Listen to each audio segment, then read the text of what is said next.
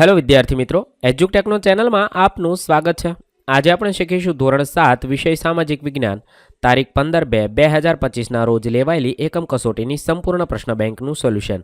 વિદ્યાર્થી મિત્રો, આજ રોજ લેવાયેલી એકમ કસોટીના તમામ પ્રશ્નોનું સોલ્યુશન અહીં આપણને પ્રશ્ન બેંકમાંથી મળી જશે। તો ચાલો શીખીએ એકમ કસોટી સોલ્યુશન। આજ રોજ લેવાયેલી એકમ કસોટીમાં પ્રકરણ નંબર 5, 6, 7 અને 13 તથા 17, 18ના પ્રશ્નોના જવાબનો સમાવેશ કરવામાં આવ્યો છે। પ્રશ્ન નંબર 1, નીચે આપેલા વિકલ્પોમાંથી યોગ્ય વિકલ્પ પસંદ કરી જવાબ લખવાના છે। સવાલ નંબર 1, પાઇક પ્રથા કઈ જનજાતિ સાથે જોડાયેલી છે? તેના જવાબ માટે 4 ઓપ્શન છે। સાચો જવાબ થશે સી, અહોમ સાથે જોડાયેલી છે। 2, બુરંજી નામની ઐતિહાસિક કૃતિ નીચેનામાંથી કઈ ભાષામાં લખવામાં આવી હતી? જવાબ થશે બી, આસામી। 3, કયું રાજ્ય હાથીઓના વેપાર દ્વારા પુષ્કળ ધન કમાતું હતું? જવાબ થશે ડી, ગઢકડંગા। 4, અહોમ સમાજમાં કુળને બીજા કયા નામે ઓળખવામાં આવતું હતું? જવાબ થશે સી, ખેલ। 5, કઈ પ્રથાથી જનજાતિના સભ્યો એકબીજા સાથે જોડાયેલા હતા? જવાબ થશે એ, કબીલા। 6, પંજાબમાં કઈ કઈ જનજાતિ મુખ્ય હતી? જવાબ થશે ખોખર અને ગખ્ખર। 7, કઈ જનજાતિ ભારતની જૂની જનજાતિઓમાંની એક છે? જવાબ થશે ગૌંડ। 8, નાગા, કુકી, મિઝો, અહોમ વગેરે જનજાતિઓ ભારતના કયા વિસ્તારમાં પ્રભુત્વ ધરાવતી હશે? જવાબ થશે ઉત્તર પૂર્વ ભારત। 9, મુલતાન અને સિંધમાં નીચેનામાંથી કઈ જનજાતિનું આધિપત્ય હતું? જવાબ થશે લંગા અને અર્ધુન। 10, અમનદાસ કઈ જનજાતિ સાથે જોડાયેલા છે? જવાબ થશે એ, ગૌડ।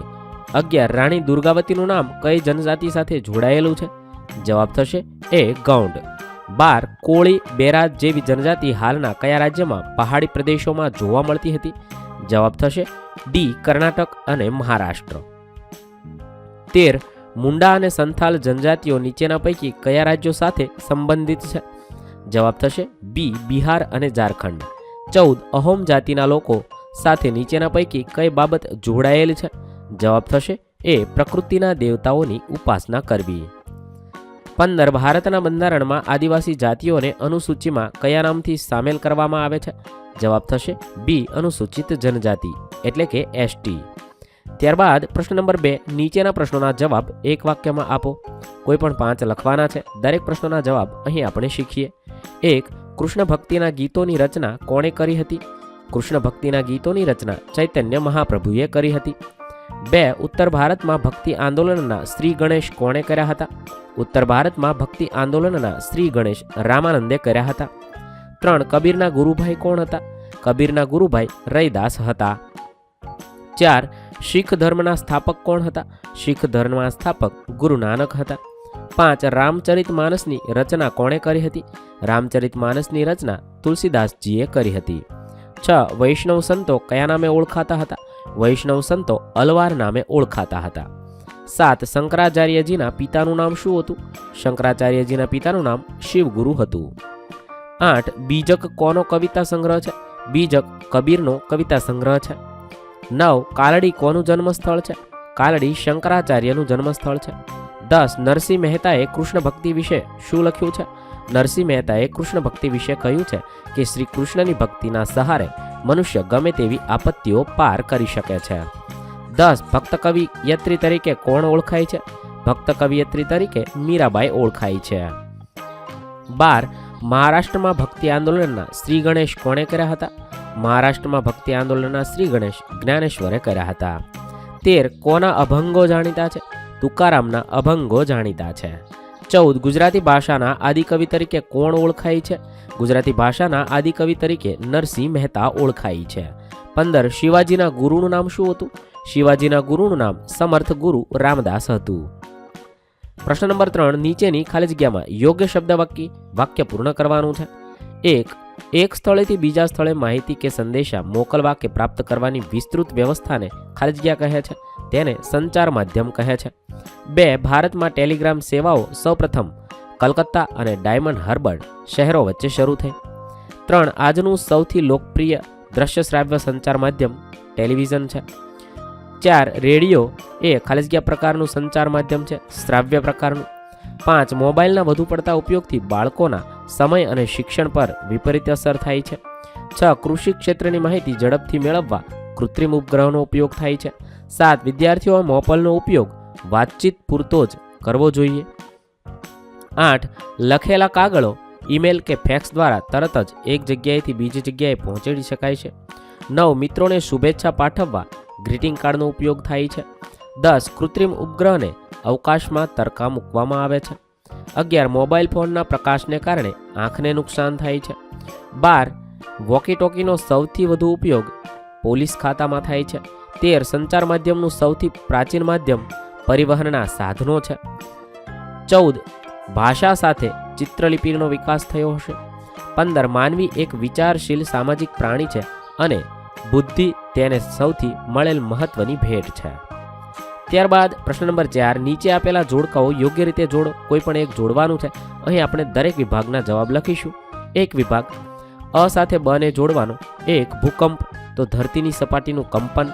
2. વાવાઝોડું હવાનું દબાણ. 3. સુનામી તો દરિયાના વિનાશક મોજા. 4. પૂર તો જળ ભરાવાની સ્થિતિ. 5. દુષ્કાળ તો પાણીની તીવ્ર અછત. ત્યારબાદ બીજો વિભાગ છે. 1. સમુદ્રના તળિયે ભૂકંપ થવાની મારી રચના થાય તો સુનામી. 2. સતત એકધારા વરસાદને કારણે મારો ઉદ્ભવ થાય તો પૂર. 3. ચક્રવાત મારું બીજું નામ છે તો વાવાઝોડું. 4. મારી આગાહી કરી શકાતી નથી તો ભૂકંપ. 5. વરસાદની લાંબા સમયની ખેંચ કે અસત તો દુષ્કાળ. ત્યારબાદ વિભાગ અ સાથે બ ને જોડીએ. પહેલો સિમ્બોલ પ્રાથમિક આરોગ્ય કેન્દ્ર. બીજો સિમ્બોલ નો પાર્કિંગ. ત્રીજો સિમ્બોલ સાંકડો પુલ. ચોથો સિમ્બોલ પ્રવેશ નિષેધ અને 5મો સિમ્બોલ નો યુટર્ન. આ રીતે તમે લખી શકો છો. ત્યારબાદ પછીનો વિભાગ છે.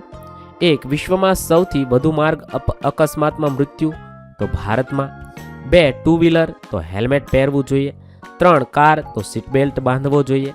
4. ટ્રાફિકના ફરજિયાત સંકેત સામાન્ય રીતે ગોળ આકારમાં દર્શાવેલ હોય છે. 5. રસ્તા પરની સફેદ ટ્રાફિક નિયમના પટ્ટા તો ઝીબ્રા ક્રોસિંગ. આ રીતે તમે લખી શકો છો. પ્રશ્ન નંબર 5. ટૂંક નોંધ લખો. કોઈ પણ એક લખવાની છે. અહીં આપણે દરેક ટૂંક નોંધના જવાબ લખીએ. 1. ઘરકામમાં અસમાનતા. સમાજમાં એવી માન્યતા પ્રવર્તે છે કે છોકરાઓ કરતાં છોકરીઓ શારીરિક રીતે ઓછી સક્ષમ હોય છે. તેથી છોકરાઓની તુલનામાં છોકરીઓ પાસે ઘરના કામ વધારે કરાવવામાં આવે છે. જેમ કે છોકરીઓ ઘરની રસોઈ બનાવવામાં મદદ કરે, નાના ભાઈ બહેનને રમાડે, તેઓ ઘરની સાફ સફાઈ કરે, પાણીના વાસણોમાં પાણી ભરે, કપડાં ધુએ છે. છોકરાઓ ઘરના કામો માટે સાયકલ કે અન્ય વાહનો ચલાવી શકે છે કે શીખી શકે છે, જ્યારે છોકરીઓને આ માટે સક્ષમ માનવામાં આવતી નથી.